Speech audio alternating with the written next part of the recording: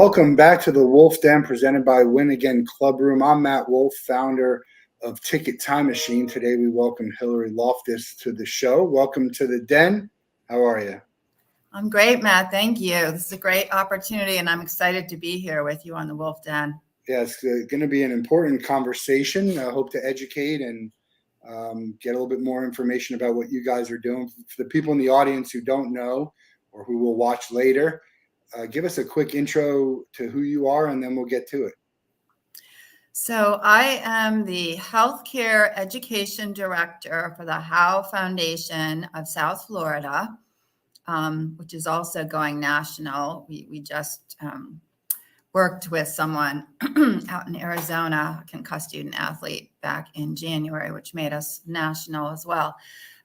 So what Howe Foundation does is it's a 501c3 established in 2014, and we raise funds to connect veterans and concussed student athletes, including equestrians, with medical grade hyperbaric oxygen therapy, which heals brain injuries, basically. It heals their concussions and it enables them to go back to their sports and their lives. And it started with veterans. And then a few years ago, they asked me to create the concussed student athlete, concussed equestrian program, which I was very excited to do. I love sports and I had a sport growing up. I competed in sailing and still do sometimes when I'm in Connecticut. And my son was a 4-year baseball and soccer player in high school, and it was great for him and all the other kids he played with. And I have relatives that play sports, and my brothers was a couple brothers that played sports, lacrosse, tennis, a sister that swam competitively. So yeah, I'm happy. Not very many people know that medical grade hyperbaric oxygen therapy does help heal brain injuries, and concussions are a part of sports, as everybody knows. Yeah, big part of sports now. A lot of people with trouble after life, but also, cutting their career short. Obviously, the life part is more important. There's a lot of side effects with having a concussion that we'll get into. You mentioned 2014. If I remember correctly, that's kind of before the NFL came out with not the NFL, but the movie came out about concussion, and then when the NFL started to sort of take notice of it. So what was the impetus for starting this foundation back? Well, we're approaching a decade. Well, originally, the founder had a heart for veterans. The woman who founded it originally, and she had a brother who fought in World War II, and when he came back, he was never the same. And so he had, what we know as post-traumatic stress, and back then they didn't really know what that was, and they called it battle exhaustion. And it often leads to, as other brain injuries do, self-medication, alcohol, substance abuse. And anyway, he was never the same. And she wanted to do something for veterans. And so she was able to start the foundation back in 2014. And we started with veterans. And back then, 8 years ago, nobody knew about hyperbaric oxygen therapy for brain injuries. As you said, the concussion movie hadn't happened yet. That was in 2015.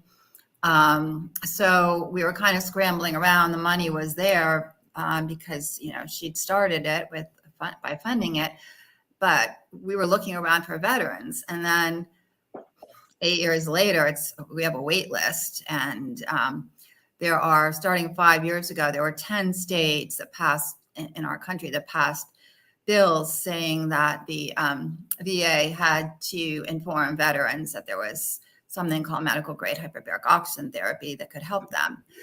And there was a professional athlete that was treated back in, I came on board 2015. He'd been treated, early 2015, and it had helped him, and I can say his name. That was Mark Super Duper. And he was one of the fastest wide receivers ever. He actually, Dolphin, NFL great, but Dolphin great, obviously down here in South Florida where you and I are, a big name. But back then, I don't, was there a lot of chatter around him suffering from concussions, or was it just something that he had gone through and then noticed some stuff and wanted to treat it? yeah, exactly. And not only does it affect the player, the athlete, but it also affects their family, their spouses and the kids. And so,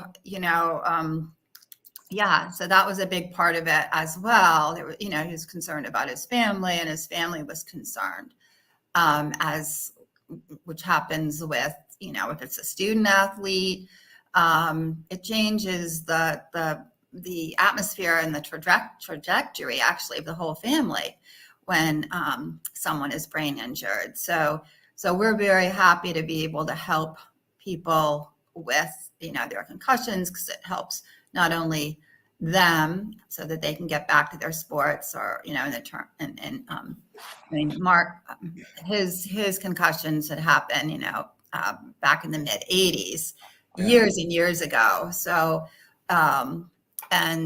so we were able to give him 40 sessions, and which helped a lot. We can't say it cured him, but we can say it helped a lot. You said 40, 40? Yes. Mm-hmm. And that's a lot, right? That's a lot, but the effects are cumulative, just as brain concussions are cumulative. So, someone like Joe Namath, I've read, has had over 150 medical grade hyperbaric oxygen therapy treatments, maybe I think 200, because these guys got them a long time ago, and they got a lot of them. So the brain, as a result of the concussions, the brain gets, I'm not a neurologist or a clinician, but I've worked around good neurologists and clinicians long enough to kind of be able to know what they say. And I've done some research. I've done a lot of research on my own. So the brain gets set in certain patterns from being injured, and it takes a while for the agent oxygen to change those patterns and heal the brain. So, but yeah. Well, I was going to say, the sooner you get treated on a concussion, the less amount of treatments you would have. I mean, exactly, absolutely, and that's why we like to work with the student athletes and get them right away. Because one of the doctors that we worked with, she was, I guess I spoke with her about 4 years ago, just when we were kind of getting this program established. Dr. Daphne Dunham out in Chicago and now in North Dakota. She had 5 or 6 kids, and they're all student athletes, and she worked with hyperbaric. She's an MD, and she discovered that with her own kids and their teammates, by popping them when they got concussed, or placing them into the hyperbaric chamber right away, that they would only need an average of 3 sessions. Because when you get concussed, when your brain gets a wound, when it gets an injury, inflammation results, just like it would if you got a wound on your arm or your leg. It's inflammation. And so medical grade hyperbaric oxygen therapy reduces the inflammation. So it gets rid of the toxic chemicals, if you will, before they have a chance to spread and do their damage on the brain cells.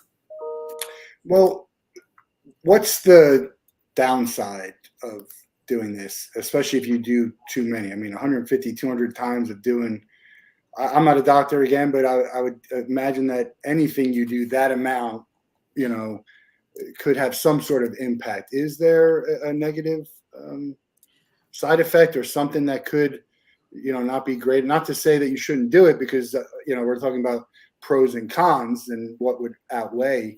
But that type of treatment, is it just a matter of breathing oxygen? Yeah, it is. It's a breathing pressurized oxygen. So it's good for you. I mean, our bodies and brains love oxygen, right? The oxygen we breathe the air we breathe is only 20% oxygen, right?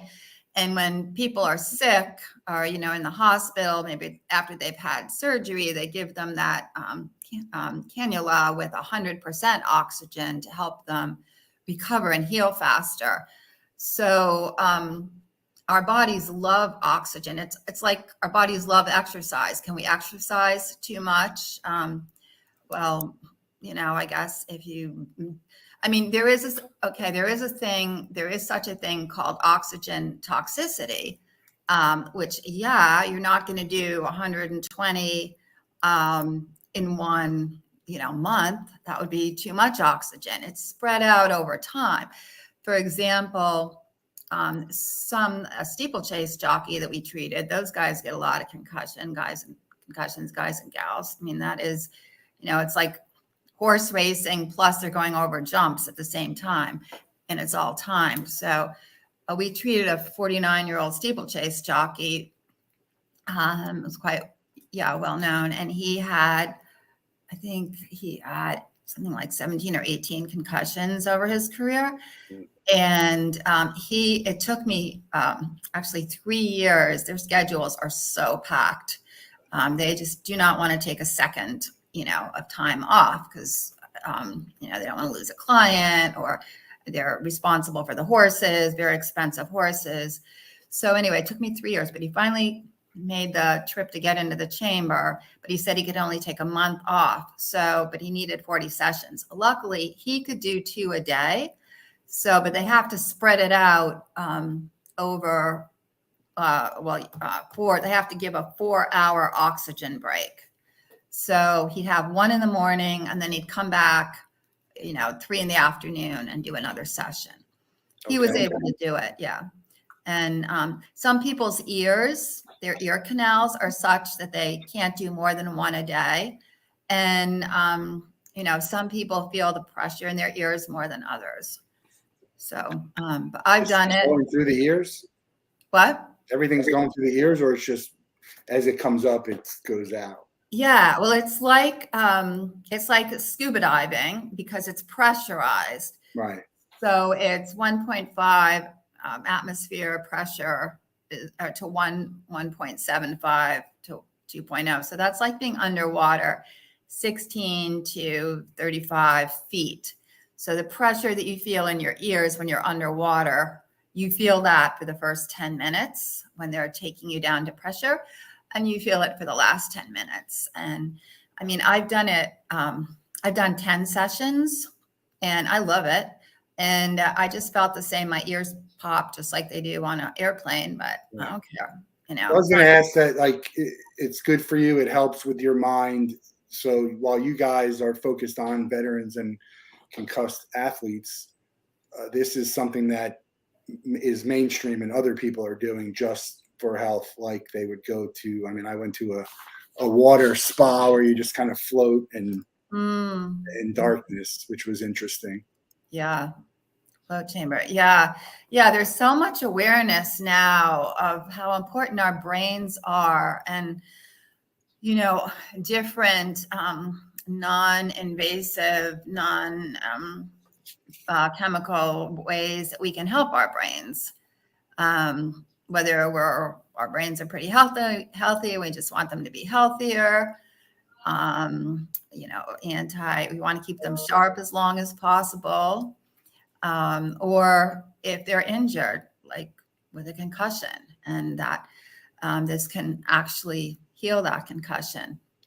Because not only does it get rid of inflammation, but it also creates new stem cells, which stem cells are the magic cells. When babies are born with a lot of them, and young people, like the student athletes, they have a lot of stem cells. So they can heal pretty quickly.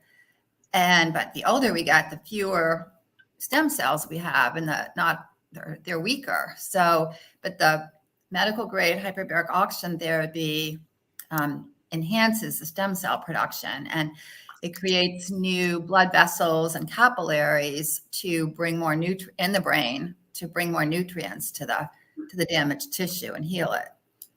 So, okay. Well, let's talk South Florida, because that's where you're at, and that's the foundation. Obviously, you're going to be spreading.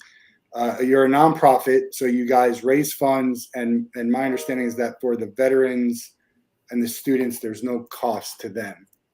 Correct. Yes. And we have, let's see, right now there are 3 people that work with the veterans. The veteran program has really expanded. And then I work with the concussed student athletes and the equestrians, and I have a wonderful team of sports ambassadors and grant research and writing interns, college students that help. So we can do everything we do in the concussed student athlete program. And what type of, I guess, obstacles have you had in trying to get this with teams, whether it's high schools, colleges, even some professional teams? And obviously, you said we did some stuff with Duper. You would assume he would advocate for you guys. What's stopping something like this from being done everywhere? Yeah, that's a good question, Matt. And well, the first thing that comes to mind was, okay, so we really started the concussed student athlete program, really kind of launched it in 2020. So what do we have in the 2020 pandemic, right? So that shut things down a lot, sports programs, and slowed things down. But we were able to treat at least one student in 2020, fall 2020.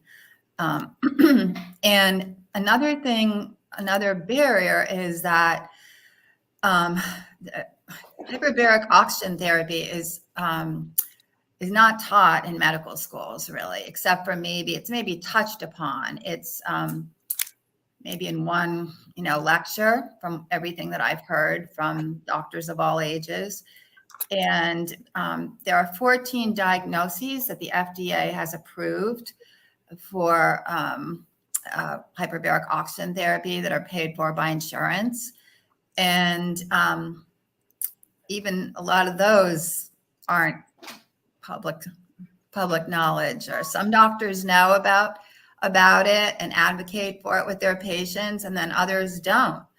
And so, and it's not yet FDA approved for brain injuries. So that's why we have to raise the funds, because it's not paid for by insurance for brain injuries. Why is it not approved? You've had testing, you have results, you have doctors, data, I assume.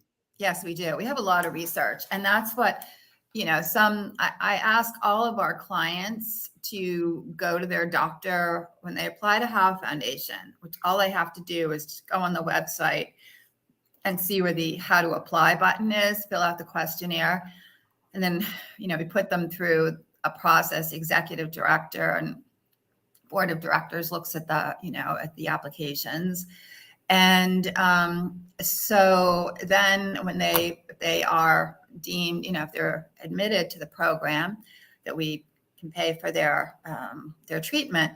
So then they need to go to their doctor. They need all their medical records, and they need a prescription. So I suggest to them all that they ask their doctor for a prescription, and I warn them, your doctors might say no because they might not have heard of it or might not think it works. But over time, more and more doctors are giving them a prescription. So, and there is the doctor, and I tell them, if you aren't able to get a prescription, the doctor, hyperbaric oxygen therapy, MD at the clinic, hyperbaric clinic, will give you a prescription, but you will have to pay for that, $150. So how much is the treatment? Is that the treatment is $150? No, yeah. That would be an evaluation. Like say you were a client and you went to your doctor, you have to send all your medical records into the facility where we have you. That's just a fee. It's not, the cost is thousands, right? That you guys are subsidizing? Well, yeah, it's about $250 a session. So for 10 sessions, it would be $2,500. And for 20 sessions, it'll be $5,000. I mean, medical treatment is expensive, right? Yeah.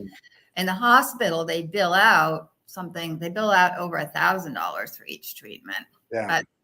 That's for wound care or radiation necrosis or the other FDA approved diagnoses. Everything in the hospital, I mean, costs a lot, right? A Band-Aid. Is 10 like a minimum that you would need to try and find some results? Yeah, that's kind of an yes, an average minimum. It could be a little less or it could be a little more. For example, the first client that we had for concussed student athlete program was a diver from University of Florida that lives in Wellington, and we were able to get her right away. She a high diver. She did her dive went wrong, and she got black from 30 feet high, and she got black and blue and diagnosed with concussion. And so she only needed 2 treatments to get rid of her symptoms. And as a matter of fact, the first morning of her first treatment, she was in PT, physical therapy, and then she went for her session, and then she went back to PT, and the physical therapist said, "Wow, you're 50% better than you were this morning. What did you do?" She said, "Hyperbaric oxygen therapy."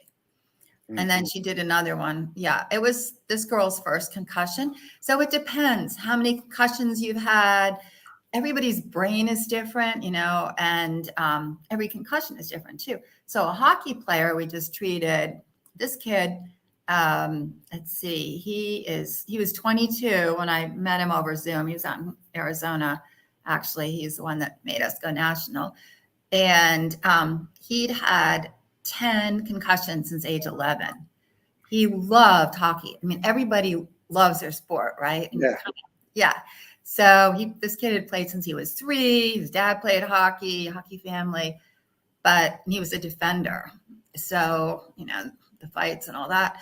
And so, yeah, he'd had 10 concussions since age 11. And this kid was a basket case when I talked to him. I mean, it was really sad talking to him. He just sounded so depressed, and he hadn't been able to play, to go to the gym or have any normal activities, go to school. And he was hanging around with a bad crowd, self-medicating, found out. And everybody was really worried about him because something else that happens with concussions is depression, anxiety, and suicidal ideation too can be a result of this.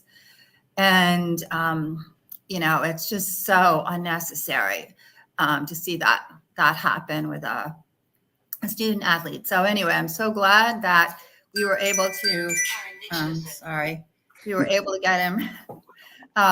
We found a good facility, good MD out in Arizona, got him treated for 20 sessions.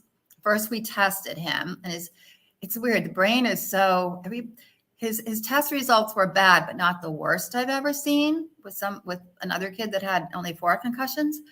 But anyway, so we were able to treat him with 20 sessions, and he gave us a beautiful testimonial. You'd never know there was anything wrong with this kid in the testimonial if he didn't tell you. His parents are happy. The kid's, happy and productive. He just finished treating another kid out in Arizona. He referred one of his former teammates, and so we're able to help him. So that's why we do what we do, and that's what makes it worthwhile. Yeah. If we go back, the most famous name that comes to mind is Junior Seau. He had a very documented case of CDE, died by suicide in, I think, early 2012, something like that, which was before you guys had started. Not to say it wasn't around, but now Demarius Thomas, I think, was last year. He was noted to have, that might have even been this year, CTE. Something like this could have helped. How do we prevent this from being much worse than it is right now? And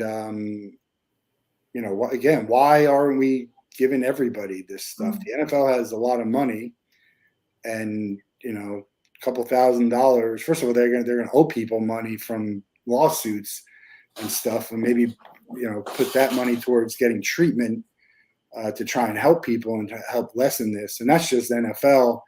NHL is very big in contact. Not so much baseball, but people get hit, and then basketball, every play, and there's a ton of other sports, lacrosse and wrestling. I mean, all of them. Volleyball. Yeah, lacrosse. Yeah. So, what's it going to take to really break through on a bigger scale? You guys are doing your part here in South Florida. You're still a small organization. What's it going to take?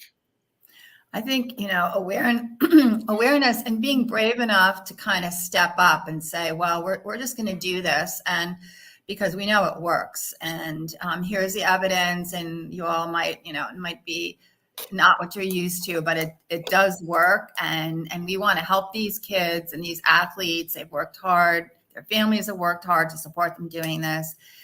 We want to give them their brain health back and their futures back. And for example, I know that two college training facilities are now including hyperbaric oxygen therapy in their new athletic facilities, and that's Clemson and Louisiana State.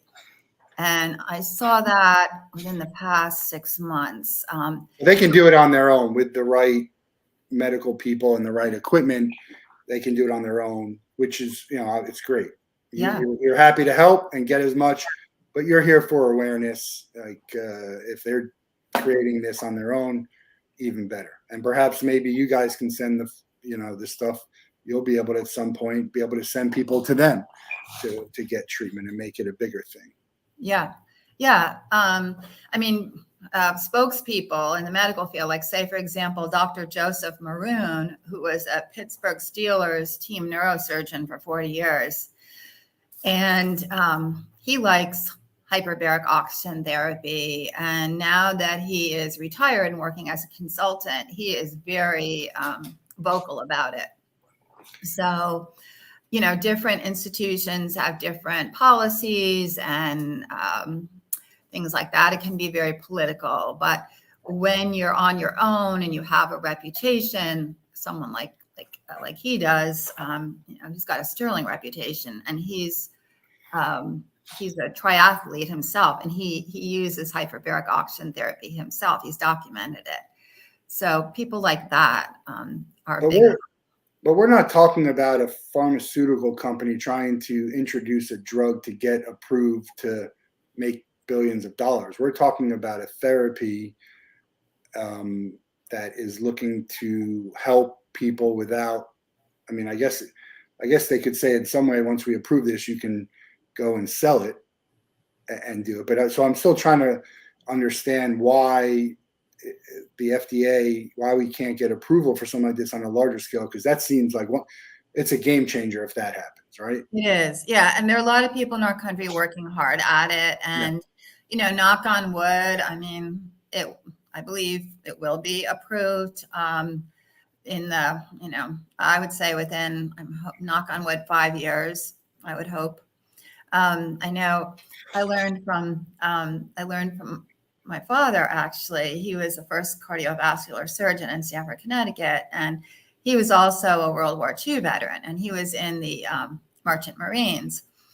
And I think when he was turned about 60 or something, some of his buddies called him, and they were like, hey, we aren't getting our benefits. We're not getting benefits like the other military forces, Army, the Navy.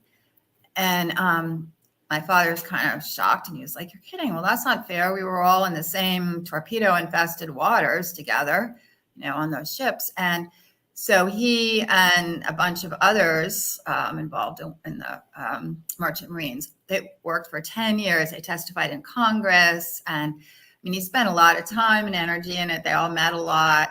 And that was passed. It took them 10 years, but that bill was passed, and it really helped a lot of people. So I learned from that lesson growing up that, if you just kind of keep meeting and talking to the right people and pushing it forward and doing the right things, good change will happen. That brings up a good point, because when you first started, you're looking at helping veterans. Now, there's a lot of people who think there's almost nothing as important as helping veterans. And there's other people who, I don't want, for lack of better words, don't care. Veterans don't get treated that great in the United States. There's a lot working towards getting that treatment to be better. But now you're talking about kids, which, again, you would hope that people would care about. But There's some people, as we've seen, they don't necessarily care. And now you start to talk about athletes, and that might be the springboard to get the visibility and the awareness, because the athletes have visibility, they're popular, they have influence, and they also have a lot of money. And when that happens, people start to wake up and listen, and maybe start to get movement on that. But there's so you could argue this is pandemic's not the right word, but it's an emergency. The mental health and the amount of veterans that we lose daily is astronomical. I mean, did you get a chance to talk with Chaplain Curtis at the event that we had? If not, you definitely should. Is he the U.S. Veterans? Yeah, he was. Yes, he was at. He had a booth. I know you had a booth at the South Florida Philanthropy. Yeah, that was a wonderful event. I met great people there. Thank you, Matt. You connected me with some really great people. Yeah, and Kessel does a great job. And but you can argue that something should be fast tracked for this, and maybe it's not this, maybe it's something else to help this many people who are affected by it, and it might not help them, get all the way back together, and it might take a lot more. But when the pandemic happened and COVID, they fast tracked the vaccine, which by all accounts has negative effects. It wasn't all positive, and so this feels like a safer bet to do it. I mean, if you have you do need your full breathing apparatus. If you have a collapsed lung, you can't do it. If you have seizures, you're going to have to make sure that's under control. That's why you need to get it. It's a medical treatment, and you need to go through an MD who is experienced to get it. But yes, other than those incidents, if you've broken your eardrum, we used to think that if you've broken your eardrum, you wouldn't be able to handle the treatment. You wouldn't be able to do it. But this young man that I was speaking about, the hockey player, that kid, he had a broken eardrum. And when he told me that, I thought, oh no, this isn't going to work. But luckily, the doctor out in Arizona, when I discussed it with him, he said, oh, don't worry about it. Everybody's broken eardrum is different. It all heals differently. And he said, we've got a great ENT we've been working with for years who knows hyperbarics. We'll have him evaluated by that ENT. And, we've had lots of success. So it's great. He was able to do it. Yeah. So your South Florida chapter, 501c3, operate on donations. So how do people donate? How do you raise money for this? Does someone say, hey, I want to do a treatment, and here's what I give? They give whatever they want. How does that work for you guys? Yeah. So there's on our website, there's a, donate button, so they can donate that way. And it's really nice. A lot of our clients, our concussed student athletes, their families or grandparents might donate, later on something to kind of pass it forward, if you will. And so we really appreciate that. But you don't have to have someone treated to donate. Are there other people that, just think it's important and donate? We also write a lot of grants.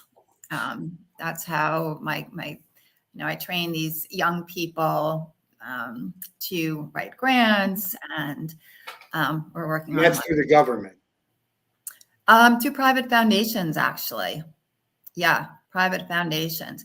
So there's some foundations, you have to do a lot of research and find out which ones want to support, students, which ones want to support medical treatment or health or community. It's also a community service. And so, and it takes time and energy to write the grant, but we put a lot of time and thought into it, and we have a pretty good track record with grants.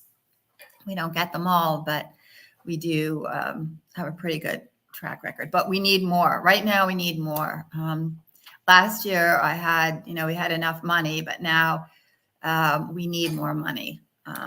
Is there an event that you have every year that's a flagship to helping to raise money? Is it kind of throughout the year? Is there something at the end of the year? How do you guys operate?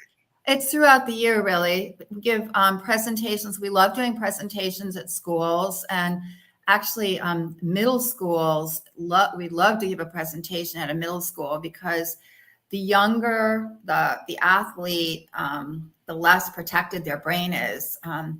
That's why, the NHL and the other professional sports organizations have laws like the NHL says you can't check, kids aren't supposed to check before age 14. We'd like to see no tackle before age 14, soccer, no heading before age 14. So we had an 11-year-old lacrosse player, and that kid, he'd been hit on the back of his head with a stick. Nobody even saw him. They thought he was dehydrated. He was at an away game and his parents weren't there and the coach didn't see him. They don't have athletic trainers at their games, the middle school kids, and their brains are more susceptible. So we'd love to, give presentations or educate the middle school athletic community more about concussions and how HBOT helps. Is there anything that can be done to sort of preempt these brain injuries? Like if you are taking a treatment and you do get concussions, that it would be lessened, or this is something that needs to be done post-injury? Well, by preempting brain injuries, the usual safety tips, right? Drink a lot of water, stay hydrated. There are much more, they're safer, tackling techniques being taught. So basically, the student athletes should be mindful of what their coach is telling them to do something for a reason. Also, the student athletes should report their head injuries. That's very important, because it used to be cool to be, all tough and say you got a ding or something like that and go back, and go back to play. But now we know that's not funny. It's very serious. And the cool thing to do these days is talk about your symptoms and encourage your friends, your teammates to talk about their symptoms. Because you might miss a game or two, but there's always next season and there's the rest of your life too. You want to be, functioning for your academics, for your job, for your family, for the rest of your life. So talk about it now and get something done like this, hyperbaric oxygen therapy treatment. And then you'll be better off next season or 2 weeks from now or next year than if you don't talk about it and you get another concussion on top of a concussion, which can be very serious. There have even been fatalities from that. Yeah, that's and there's worse, hard to say, but could be worse than fatality, at least in my mind, would be living with a brain that doesn't function and your quality of life, again, sends you, your family, everyone around you. So, it's really important to treat any type of injury. And people want to go back in. I was watching the Duke Florida State game and the quarterback had a leg injury and the coach wouldn't put him back in. There's certain injuries that won't affect you in the way, like you can play and you're not going to really do more damage, but the brain and the concussions, that's the most important. If you have a concussion and you haven't sat out enough and you get hit again, that is way worse than if I have a hurt arm and then I get hit again. Yeah. There's almost so much damage you could do, but the brain, that's stuff that's much harder to fix and heal than, say, a broken bone or a ligament or a tendon. Yeah, it's so much more important. And it can even mess up your skills, your playing, and you can mess up your teammates. If you're dizzy or your balance is off because your brain isn't working properly because it's concussed, that's not going to be good for your team, for your game. Might as well just tell your athletic trainer, you think you might have a concussion, get checked out, get some hyperbaric oxygen therapy. If it's right away, you might only need 5 sessions. You could be, if your team physician clears you, afterwards, you might be able to play again in 2 weeks. I mean, there are people who probably shouldn't go back in also and shouldn't, continue to play. That's the toughest part is that is tough. When you should or you shouldn't. This obviously tries to help heal and improve, but that's a different test saying, hey, your brain has taken enough. It doesn't matter that we can heal it afterwards. You shouldn't be taking on this risk. Yeah. And, there are tests. There's so many tests now. And an MRI or a PET scan, CAT scan that you get in the hospital, if you're sent to be evaluated, that can't see a concussion. It can only see if you have a brain bleed or a skull fracture. But there's so many other sensitive tests. There's the SPECT scan, the QEEG. There are these DTI machines. I think there's so imagery that can really see. And how about maybe even if you've had, say you're, I don't know, in your late 20s and you've had a number of concussions and you're worried about that, maybe you get some, especially if you're a pro player and you've got the money, get hyperbaric oxygen therapy, medical grade hyperbaric oxygen therapy, and then get tested again after 20 sessions, see how you improved. Maybe you need some more, get 20 more sessions, see what your brain looks like. And then you and your family can make an educated decision. Right. Do you have an idea of how many people you've treated in the decade and how many maybe this year? Because I assume that number is higher, the growth of it. Not that many. It's not as many as you'd like, Matt. I mean, for concussed student athletes, it's about, honestly, it's including the riders, it's about 16. So, and that's including a coach, actually, who'd had how many? An active coach. How old is he? He's like 43, I think. And he had 17 or 18 concussions. So what's the goal for 2024 is for a number of people to be able to treat or treatments? Yeah, well, we like to treat, I like to treat 25 in 2024. It depends on, how much money we can raise. And the money is the big obstacle right now. It's not anything else. The money is the big... Right now it is because our coffers are pretty low. So we're still doing some outreach, but we're still educating. But I think an event would be, some sort of an event or some sort of fundraiser, not just, hey, if you can donate, you can donate. I say that because there's so many causes, and this is certainly a good cause, but there's so many causes. And some of it has to do with, did it affect you? Kids playing all the time, but maybe they didn't get a concussion and they might be like, all right, well, I have a family member who was afflicted by a different disease. It's so hard. We talk to charities all the time. It's so hard to get the attention of people, and then also the money, which helps. And this is one of those, interestingly enough, like when I talk to a lot of charities, they say, well, where's the money going to? Because you can put $100 million to cancer, and I don't know that we're going to cure cancer. The person, I said this the other day, the person who's going to help us cure cancer might not even be born yet. We don't know.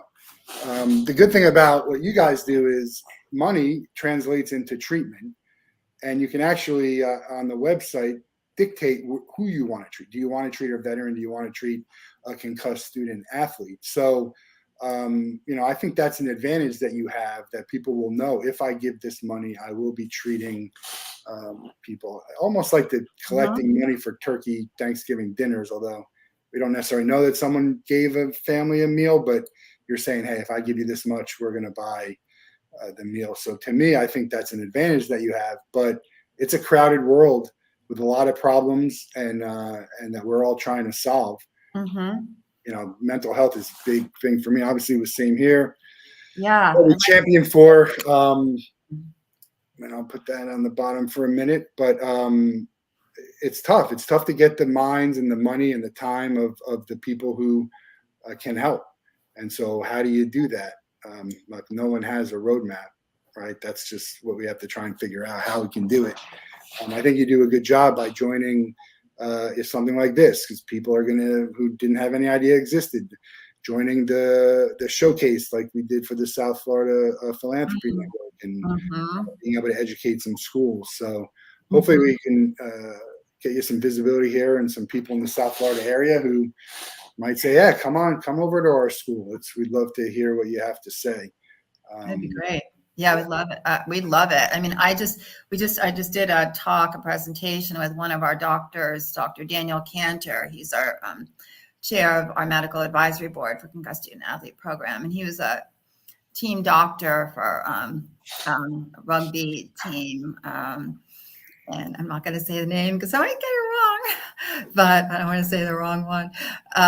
And also he was a fight physician. He was a ringside physician too. And so he's just a very brilliant patient-centered doctor. And that's what we look for, all the patient-centered doctors that know about this and are already helping their patients with this. And so I brought along one of our interns too. So we did a presentation of sports management class at Lynn University on concussion awareness and treatment. And there were about 20 students there. And I asked in the presentation how many here had concussions, and almost the whole class raised their hand because they're all athletes. And a couple didn't. And I said, how many here know someone is at a concussion? Everybody raised their hand. Yeah, So, I think everyone knows someone. Yeah. It's easy. I mean, our brains are these little jelly, fragile egg thing. It's like we're like an egg yolk in a hard, bony skull. So it's not that hard. And but they control everything that we are and everything that our futures. And some stuff you might not know. It's not always so apparent. I can tell you a story about me personally, is that I had a abscess in my tooth that probably got there from being hit in the face a number of times throughout my years of playing sports. And I was an adult and had to get my front tooth taken out. Now, it could have been 10 years in the making. We just don't know. It just happened to get to the point where it was too bad. But sometimes if it didn't actually get to the point where it was too bad and it was something that was visible or I could feel, you could live for years and years with these symptoms that don't really rise to the level of alarming, but they could just be like, oh, I'm tired this week, or I got a headache, or, whatever that may be. So, I think at some point down the line, obviously treating people with this just in general in these high contact sports is a good option. Yeah.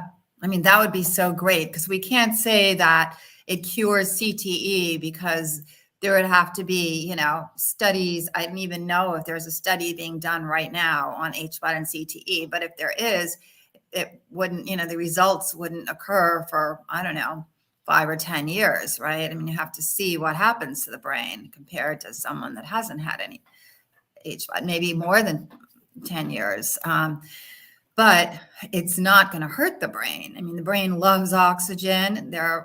If done right, it's got to be done right. Yes, in a medical setting by MDs, yes, or DOs, by trained people. So, yeah, it's exciting, and it's just like anything else, it's finding the right people that are able that have an interest for whatever reason or an experience, and that also have the means and the desire to help make this happen and move it forward. Right. Well, I'll encourage everyone to go to the website. It's let's get that back up. It's the Howe Foundation sf.org, where you can donate and find out more information, and reach out to Hilary and team if you want to have them come to your school and present and talk about the benefits of doing this. and then hopefully finding you guys at more events so we can get more donations and help raise money. You mentioned your passion for sports and sailing, and it brings up memories of the America's Cup, which used to be such a huge thing. What I know they still do it, but it feels like no one talks about it anymore. Why Yeah. is that? Was there a scandal involved? Because I know the Tour de France was like Yeah. at the top, and then there was a scandal, and now no one cares. To me, Ryder Cup is really, outside the Olympics, the biggest international competition that gets a lot of attention. Yeah.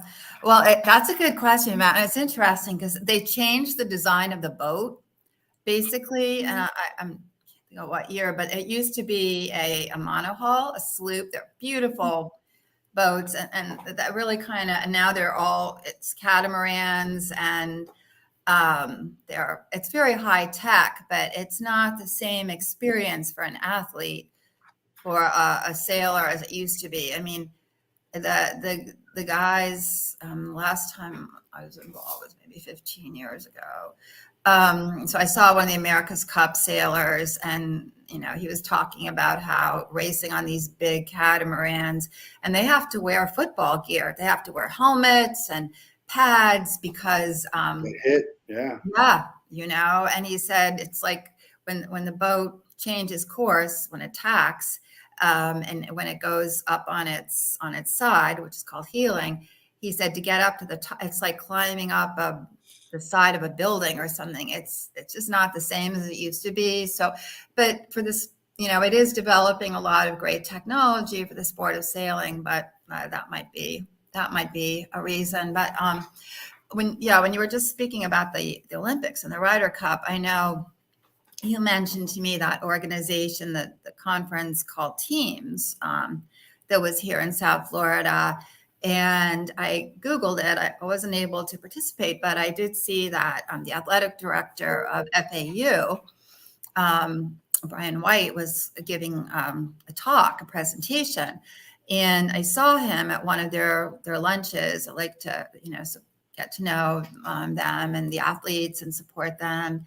And I have a friend who's, very big supporter for their Paradise Club. And so when I saw Brian, I asked him what about it. And he said, yeah, it was a good experience. And his topic was the relationship of the Olympics to college sports. And he said that it was fascinating. I hadn't really thought about it that much before. And he said that 75% of Olympians played college sports, which, makes. Back in the day, it was only for amateurs. So. Yeah. So now everything's evolving, right? The world is changing. And then with the NIL and it's a lot to keep track of and a lot to keep up with, but it's also very exciting at the same time. Yeah, I agree. You were in sports, and I know I heard this before. I don't know if you mentioned it, but your kids were athletes, and talk about that experience. Being a mom of kids who were playing competitively in athletics without the type of help that we have now. Well, I only have one child of my own, but I love kids. I wish I had more. He's great. So, it's a pleasure to be involved with college students on my intern team, for example. But so, yeah, he loved baseball. And, before so I supported him 100%, went to all the baseball games. And luckily at that point, I had a job in the sailing industry, and I had, a team of people working with me, for me. And I had a lot of, freedom to go to his games. And but when they were young, I wasn't that into baseball. I liked, soccer, hockey, football. I thought it was kind of slow, but that was just my prejudice. And So it wasn't, and all the other parents loved baseball. And at the end of every season, and it conflicted with sailing too. I could have been sailing at the same time. And I kept telling him that he didn't have to play next season if he didn't want to. And he said, no, I really want to. So, I was a good mom, and I was divorced, and his dad was in another state. So I did. I think if your kids want to do something that's good, you have to support them 110%, because it's, that's your job. And so, yeah, but finally when he got to high school, and they had a really great coach too, who integrated several, we lived in a small town in Connecticut, so integrated several different schools, which wasn't easy to do because there was a lot of rivalry. And that coach is still coaching in Clinton, Connecticut. And I started to really enjoy it because I saw how they work as a team. By then their skills had gotten really good. And and I started to watch it, on TV. And of course we lived, near Boston, the Red Sox and all that. And that's exciting. They won the World Championship. So that helped too. And then, just seeing the camaraderie, and for soccer, just the camaraderie with the other parents, and, the wins, the losses, and the time management. It's so good for their time management, which helps in everything else. So as a parent, it's a lot of work. You have to make sure that they're not the most organized kid in the world, that they have their, soccer shoes ready, their soccer ball, their baseball. It's the life of a parent is with the kids, and it's something. I got a lot of friends who are right smack in the middle of it, and it's a lot. But it is, but you miss it when it's gone too, and you really do. And and also, like you said, the parents, it takes, for a student athlete, it takes so much support. That family has to support them 110%. Otherwise they can't do it. Yeah.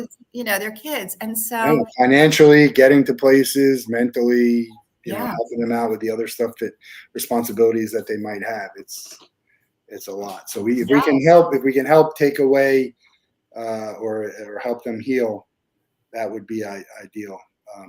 That's the goal here. So check out howfoundationsf.org. Help donate, share with someone to get more information. We're going to let you out of the Wolff Den with the same question that everyone gets. You can spend 24 hours with anybody in the world. They have to be alive, and you can't be related to them. Who would you choose, and what would you guys do? Oh, wow. That is a really tough one, Matt. I'm so unprepared. Can't be related to them because I really, I enjoy spending time with my family. I have a lot of cousins in the area. Oh, geez. Oh, my gosh. You spend 24 hours with them? Yeah, you could spend the whole day with them and just do whatever you guys want, but they have to be alive, and you can't be related. Wow. Okay, so I'm thinking, I'm sorry, but I'm going back to my sport. I'm thinking it doesn't have to be in sports. It could be anyone in the world. Oh, I'm thinking a good sailor. Okay. Does someone come to mind? Dennis. Who's Dennis? Dennis? Yeah, married. Are you looking on my Facebook? No, who was the famous Dennis? Oh, Dennis Conner. Yeah. I met him a couple times actually at events. Yeah, he was fascinating. I learned from him that he said he wasn't naturally talented at sailing, and it's hard work that made him good. And as a sailing instructor, I saw that some people are naturally talented. It's the same as any other sport. Right. Just because you're not naturally talented doesn't mean you're not going to be great. And just because you are naturally talented doesn't mean you are going to be great. because you He's got to have 81 years old now. That's fascinating. 81 years old. Dennis Give us Connors. yeah, give us a name of someone. We'll put them on the list. You never know. Okay. I feel like I should have like a female role. Like there should be like a woman role model. Yeah, we've had some good ones listed and named. Plenty of them out there. Who've done amazing things. Oh gosh, I was thinking about Yeah, just whatever first comes to your mind. Oh, okay. Well, I'm thinking of Kayla, from, I don't know. I mean, just she has 8 kids and she's doing all. You will meet her eventually at an upcoming event. Yeah. So check out How Foundation. You can get back to me on this one. Check out How Foundation, sf.org. Send money if you can. Get more information. Share with others. Let's educate everyone and get people healed towards with their concussions to avoid more concussions, to avoid mental health issues and physical ailments and mental ailments and all of that. Appreciate your time here and look forward to seeing what you guys do in the coming year. Thanks, Matt. It was a delight being here, and I promise I'll have a good answer for you next time. Perfect. Talk to you soon. We got another episode next week, so tune in and have a great night. Do something great and do something fun. Thank you. Thank you.